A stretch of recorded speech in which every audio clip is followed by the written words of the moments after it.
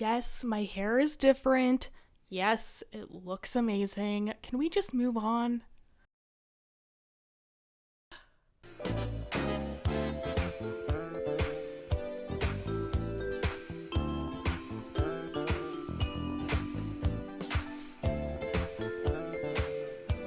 And all I've got to offer is sensitivity, intelligence, and charm.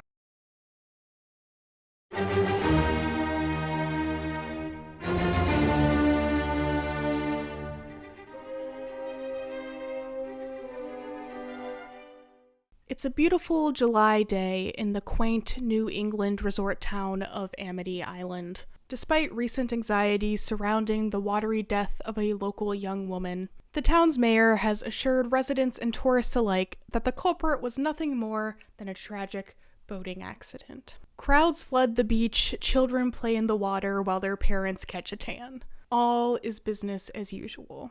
Then, Mrs. Kittner notices that her son is missing. Anxiety builds as a string orchestra slowly builds with it, hitting sharp staccato notes in an even time. The tempo accelerates as more instruments join in, now in a full-blown panic, as the ocean's water turns red.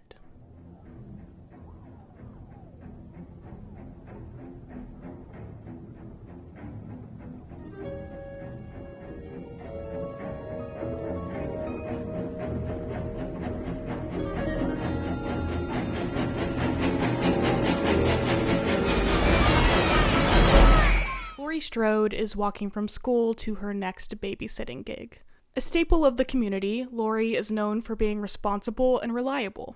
Often the first choice when it comes to someone to watch your kids. We watch Laurie make her way down the leaf-strewn sidewalk, unaware of the eerie synth that has started playing only for the ears of the audience. A man in a featureless white mask appears behind Laurie, who's still completely unaware. We, as the audience, sit alone in our anxiety as the man watches Laurie, and the unsettling minor synth scale confirms that danger is near.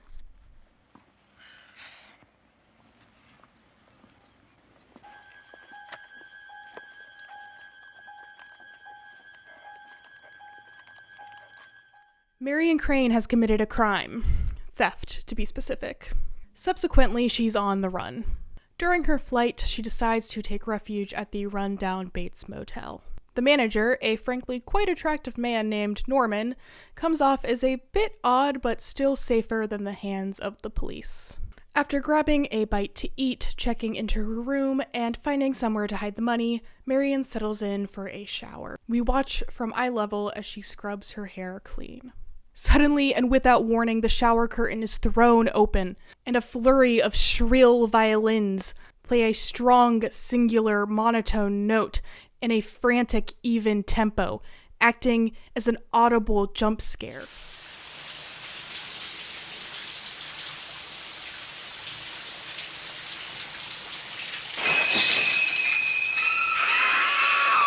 Let's talk about horror and music, and how the two have become intrinsically linked.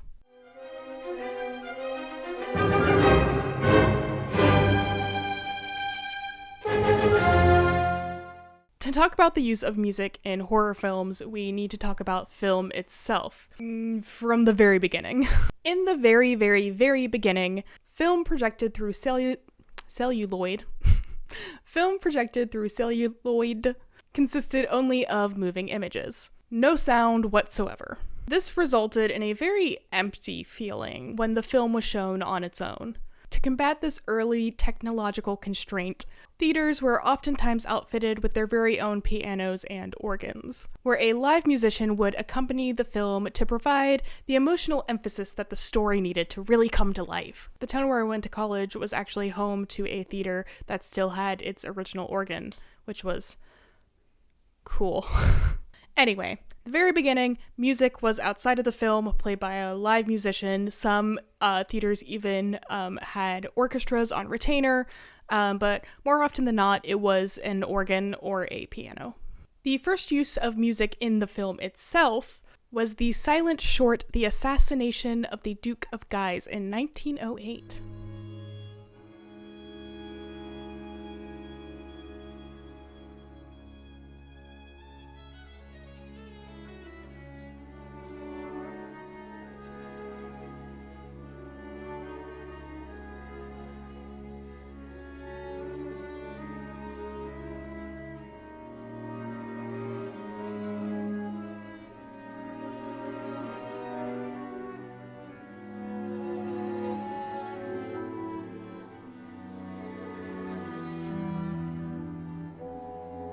You may hear the word silent there and get a bit confused because I just said it had music, and music is not silent. The Duke of Guise was the first film to use incidental music. While the term incidental music can refer to many things, including more modern soundtracks, in this instance, I'm specifically using it to refer to music used in silent films to enhance the mood. The assassination of the Duke of Guise was also the first film to use a reverse shot. Neat stuff. Now, I should point out here that the Duke was actually kind of a marvel of the time. When silent films moved from the live musician to incidental music, it was more often than not a music recording, like a record, that was played in tandem with the film, not music within the film itself. We weren't quite there yet. The usage of these synchronized scores really became common practice in the 1920s, and really kickstarted the golden age of Hollywood. The off-putting minor orchestra score composed by Hans Erdmann, which accompanies the unofficial Dracula story of 1922's Nosferatu, is a perfect example of how this incidental music was used in the early days of film, and horror specifically. The music heightens the viewing experience, that of anxiety, in a way which a lot of its contemporaries didn't quite achieve. The heavy use of accidentals, sharps and flats, I know I'm using the word incidental a lot, accidentals are a different thing, is where the score really shines. The film truly lives up to its subtitle, A Symphony of Horror.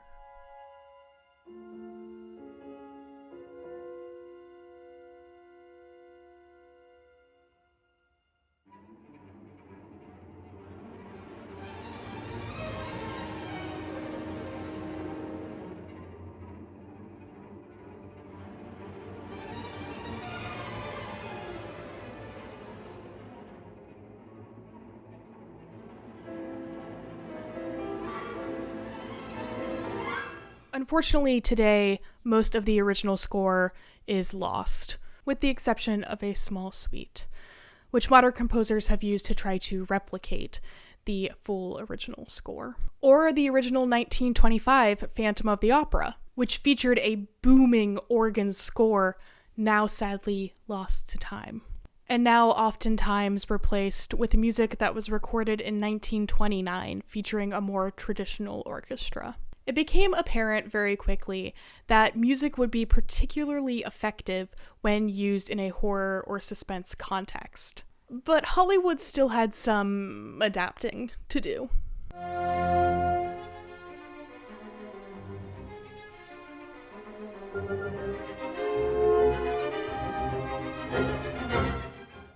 Have you ever actually sat down to watch Dracula 1931? Have you ever noticed that it feels a bit vacant? Bela Lugosi is up there giving it his theatrical all, but there's a distinct lack of swelling orchestras. Or maybe you have watched 1931's Dracula and you have no idea what I'm talking about. There was definitely music there. In fact, maybe you even thought it was too much music. I just remembered I was gonna wear a witch hat for this entire video. That's okay. We got it at the halfway mark. Anyways, maybe you watched the 1931 Dracula and you're like, no, there was definitely music there. There was maybe even too much music there. Music that didn't actually do much to enhance the mood of the film. That's because there are actually three if you count Spanish Dracula. There are actually two distinct versions of Todd Browning's Dracula. The original is completely void of extra diegetic music, or music that is not heard by the characters. Basically, another word for incidental music. From my understanding, there are some slight differences between extra diegetic and incidental music, but we don't need to worry about that here. I'm going to be using extra diegetic to refer to music used in talkies as sort of a backtrack, and using incidental to refer to music used in silent films to enhance the mood. Okay, I looked more into it after writing this bit. Incidental music can be diegetic, or heard by the characters on screen. But extra diegetic music is only ever heard by the audience, never the characters on screen. So, not all incidental music is extra diegetic, but all extra diegetic music is incidental. Anyway, back to Dracula. Universal was a very late adopter when it came to the use of extra diegetic music. The studio's next iconic creature feature, Frankenstein, in 1932, suffered from the same awkward silence that Dracula did. Dracula was technically an adaptation of a play that was based on the book, and was filmed as such, with a couple exceptions. The resulting bland camera work and lack of swaying music leaves the whole thing feeling very flat to modern audiences. To combat this, in the early 90s, they had legendary film composer Philip Glass, who actually also did the iconic horror score for Candyman, compose some music to give the classic some oomph. This is probably the version of Dracula that you've seen in the last 20 years or so. Some people think it adds to the experience, some people think they overcompensated a little bit. This is very old wine. I hope you will like it.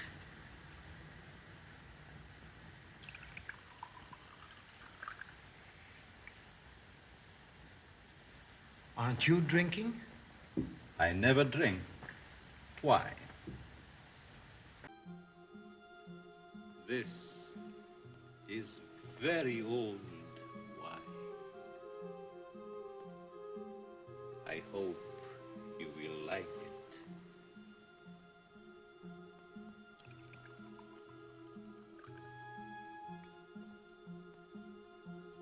Aren't you drinking? I never drink. Why? I don't know. You decide.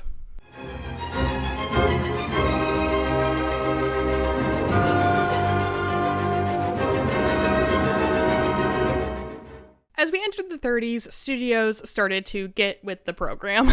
Through the 30s and 50s, most studios actually kept full orchestras in their employ. Movies were turned out way faster than they are today.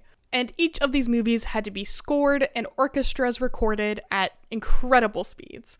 These scores were larger than life and romantic. Think Casablanca. It's also during this era that we see the invention of character motifs, like the foreboding 3-note motif in Hans Salter and Frank Skinner's Wolfman, signifying the approaching danger of the werewolf. These musical motifs became intrinsically linked to the horror genre of film, as large sweeping orchestras were starting to be replaced by synth machines, found in the slashers of the 70s and 80s, like Friday the 13th and Halloween, or as a more modern example, Jigsaw's theme in the Saw franchise. These motifs communicate to the audience that danger is near. Stay on your toes.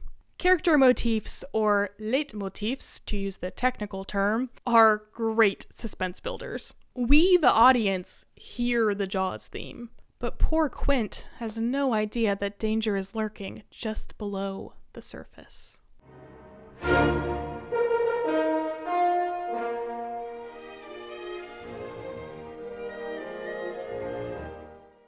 An interesting trend I've noticed in more modern horror is the use of diegetic music, or music that's heard by the characters and exists in the universe of the film. Now, don't get me wrong, diegetic music has always been a part of film since we had talkies, but it's becoming way more frequent within the horror genre, often used in a pretty tongue-in-cheek way, like a little nod to the audience, especially as the trend of media being kind of ultra self-aware continues.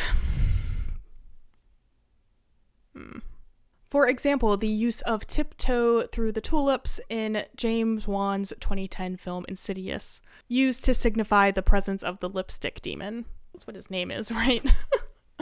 If I just made that up, that's so goofy. Oh, good. He is called the Lipstick Demon. I was like, no, there's no way. Okay. It's a bit goofy.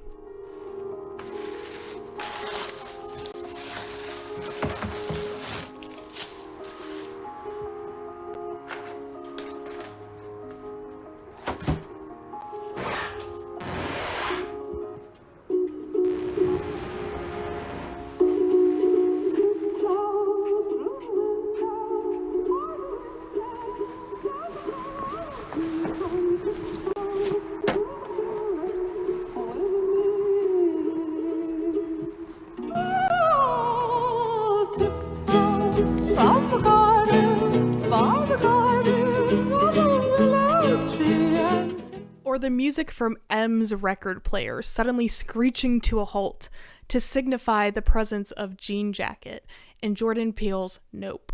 My favorite recent use of diegetic music, and this one's a bit polarizing, is in Kyle Edward Ball's Skinamarink in 2022. 22? Was that this year or last year? Yeah, 22. Its use of cartoon themes playing from the TV that the children are huddled around for comfort. Full disclosure, usually creepy kid stuff doesn't really do it for me, but something about the innocence of the children, using the television as a source of comfort while they're stuck in an impossible and dangerous situation, just really gets to me. Especially the use of this song from this 1934 Jack Frost cartoon that I used to watch a lot as a kid. I don't have to worry, I don't have to care. My coat is very furry, I'm a grizzly bear. Kyle Edward Ball uses this song at the very end of Skinamarink. And like, this was something I probably would have turned to for comfort as a young kid. And to see it used in this way after all of these horrible things have happened was just really jarring and really effective. This more frequent use of diegetic music, when used correctly, can be so effective, but also very easy to mess up. The temptation to lean too far into goofy territory is so strong.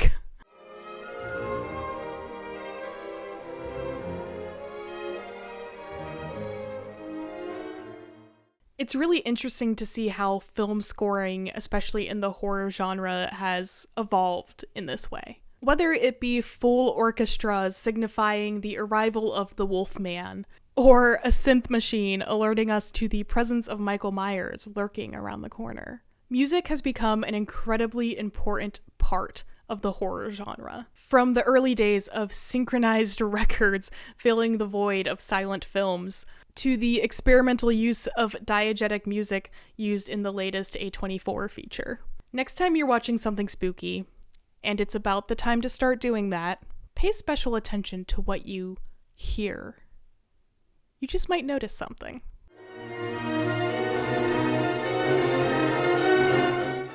Hi guys, welcome. I know this is the September video and I'm doing a spooky month video, but I have a feeling my October is going to be very busy and I might end up maybe not getting a video out for spooky month. We'll see.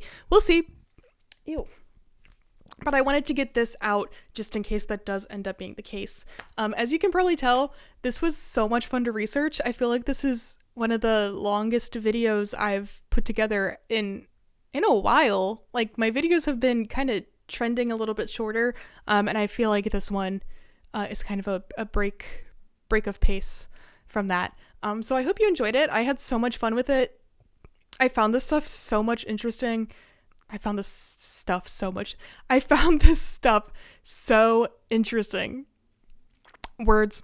If you did like this video, please give it a little thumbs up, share it with your friends, leave a comment. If you want to see more videos like this, and I mean, it's not always spooky month stuff, but it's, yeah. If you want to see more stuff fairly similar to this, you can click the subscribe button. That would just be amazing for all parties. If you want to support the channel, links to my Patreon and some quirky little merch is down in the description. There's a link tree there. Any support is so appreciated. Yeah, you get Discord access. I'm trying to get the Discord kind of back up and running. It's been a little neglected lately, but it's gonna be good. I'm gonna fix it. You also get your name at the end of videos, and I'm working on some other perks, maybe like early videos. I'm trying to get back into my Patreon. For a while, work was really crazy, and I didn't really have time to be as active on Patreon as I should have been. Anyway, I'm rambling. Subscribe to my Patreon. I promise to do better in the future. Things have changed, and I have more time now to be in there a bit more often. If you didn't like the video, what's it like to be so jaded? Okay, bye.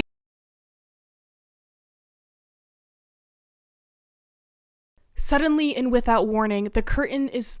Suddenly and without warning...